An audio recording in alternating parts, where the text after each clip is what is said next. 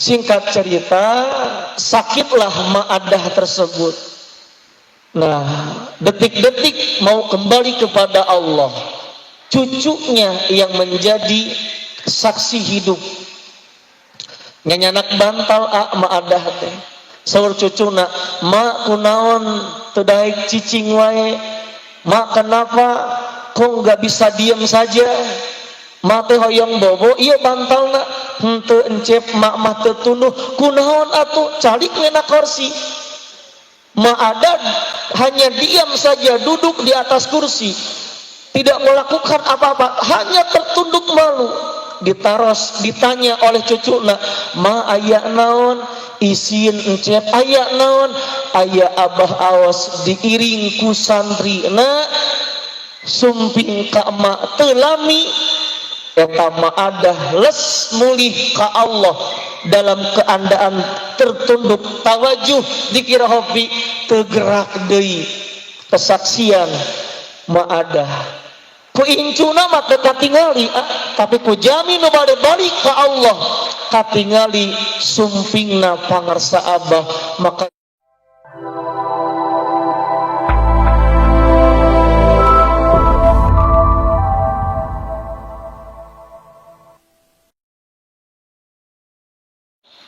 saya mengutip di dalam kitab Tanbihul Ghafilin ada penjelasan mengenai firman Allah surah Fussilat 30 dan 31. Innal ladzina qalu rabbunallah tsumma istaqamu tatanazzalu alaihimul malaikah alla takhafu wa la tahzanu wa abshiru bil jannati allati kuntum tu'adun nahnu awliya'ukum fil hayatid dunya wa fil akhirah wa lakum ma tashtahi anfusukum wa lakum fiha ma tad'un nuzulan min ghafurir rahim. Ikhwan akhwat rahimakumullah, di dalam firman Allah yang saya bacakan ini merupakan keutamaan kepada siapapun yang mengamalkan kalimat istiqomah secara istiqomah, yaitu la ilaha illallah. Allah memberikan dua kebahagiaan atau kegembiraan. Pertama, kegembiraan ketika dia akan meninggal menghadap Allah. Turunlah malaikat, tatanazzalu alaihimul malaikah alla takhafu wa la tahzanu. Syekh Abi Ali At-Tirmidzi dalam tafsir Al-Zailani menjelaskan, menurut beliau ayat ini berlaku apabila seseorang akan kembali kepada Allah, malaikat datang menjemputnya seraya berkata, "Allah takhafu wa la tahzanu." Jangan takut, jangan bersedih, sebesar apapun dosa Anda diampuni oleh Allah. Saya teringat apa yang disampaikan oleh salah satu wakil takim Pangarsa Abah Ki Haji Jang Arum dari Tasikmalaya. Kata beliau, kemarin di Masjid Agung Abah menyampaikan, Pangarsa Abah Anom ngadawuh dalam kuliah subuh, hiji murid nalika rek balik ka Allah dipapag dijajab kuno jadi mursidna. Ketika seorang murid akan kembali kepada Allah, mursidnya datang untuk menyampaikan murid tersebut kepada Allah. Alhamdulillah, ini barokah kita istiqomah mengamalkan kalimat istiqomah la ilaha illallah. Sebuah kisah Abah dari Dona enggal kene, ada sebuah ikhwan akhwat dari Beuneuy nu bade kastu gede namina almarhumah Mah Haji Adah. Anjeunana sudah tua renta, tapi umur tidak jadi batasan untuk terus menghadiri tiap-tiap manakib. Cuman dikarenakan umurnya sudah lanjut, si emak tersebut, Pak, maaf kata anak muda sekarang mah, layar sentuh. Bapak terang layar sentuh. Santri tahu layar sentuh.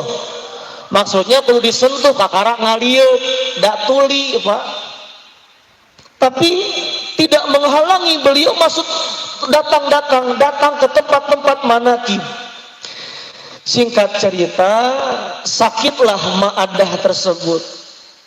Nah, detik-detik mau kembali kepada Allah, cucunya yang menjadi saksi hidup. Nyanyanak bantal Ma'adah teh saur cucuna, mak kunaon teu daek cicing wae, mak kenapa kok nggak bisa diam saja, mak teh hoyong bobo ieu bantalna henteu encep, mak mah teu tunduh kunaon atuh calik nena kursi. Ma'adah hanya diam saja, duduk di atas kursi, tidak melakukan apa-apa, hanya tertunduk malu. Ditaros, ditanya oleh cucuna, ma aya naon, isin encep aya naon, aya abah awas diiring ku santri na sumping ka emak telami. Eta Ma'adah les mulih ka Allah dalam keadaan tertunduk tawajuh dikira hobi tegerak deui.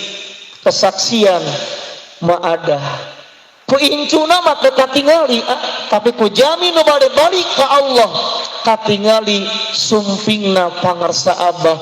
Maka jelas hikmah talqin yang ketiga, wa isolihim ila hadratil ilahiyah. Alhamdulillah, bahkan di buku ini dijelaskan manfaat istiqomah, mengamalkan kalimat istiqomah, tidak akan ada kekhawatiran di alam kubur. Pangarsa Abah Anom menyertakan hadis Nabi dalam Miftahus Sudur, laisa ala ahli la ilaha illallah wahsatun fi quburihim wala fi nusurihim. Bagi ahli la ilaha illallah tidak akan mendapatkan kekhawatiran baik ketika dikubur atau ketika bangkit dalam kuburnya. Hal ini juga saya ada pengalaman sebentar lagi ya. Tetangga saya Pak di Bantarsari, namanya Haji Oyo, membuktikan sabda Nabi Muhammad sallallahu alaihi wasallam, bagi ahli la ilaha illallah tidak akan mendapatkan rasa kekhawatiran bagja Pak di kuburna. Tetangga namanya Haji Oyo, beliau istiqomah manakib, pangarsa Abah kapungkur kantos kasepuhan di Tasikmalaya Bapak Haji Karmita Abah. Pak Haji Oyo wargina ngantunkeun Pak, orang kaya alhamdulillah, saking ku kayana tanahna di mana-mana, sudah menyediakan tanah wakaf pemakaman untuk keluarga di samping rumahnya sendiri. Maot cariosna Pak, jabaka kara maotna eta Haji Oyo teh. Maot ari sadayana meninggal dunia, dikubur malamnya mengadakan tahlilan. Yang jadi saksi almarhum Cedimah, cuman sekarang udah meninggal dua-duanya. Kalau pulang manakib dari Pak Haji Karmita, melewati jalan tersebut, terdengar Pak aya nu dzikir la ilaha illallah, la ilaha illallah. Saha nu dzikir? Kata Cedimah, kedengarannya nikmat sekali orang yang berzikir tersebut. Siangnya ditanyakan kepada ahli keluarganya, neng ari wengi da dzikir di dieu? Dijawab, henteu ibi, boro-boro dzikir kan capek, tos pemakaman wengina nyayogikeun menyediakan tempat dan makanan untuk orang-orang yang tahlil takjiah. Malam kedua berjalan lagi Pak, berjalan lagi ke kuburan Haji Oyo, ada suara dzikir la ilaha illallah.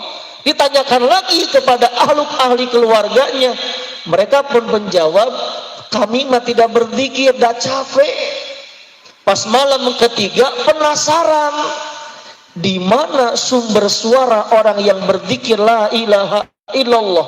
Punten Pak, sampai punten cepilna disongokeun kana kuburan, di jero kubur keur dzikir la ilaha illallah. bukti apa yang disabdakan oleh Nabi, laisa ala ahli la ilaha illallah wahsatun fi quburihim wala fi nusurihim. Semoga dengan hadirnya buku 38 nama la ilaha illallah kita makin istiqomah, karena nama ini sekaligus fungsi bagi para pengamal la ilaha illallah. Sekian dan demikian, mohon maaf atas segala kekurangan. Wassalamualaikum warahmatullahi wabarakatuh.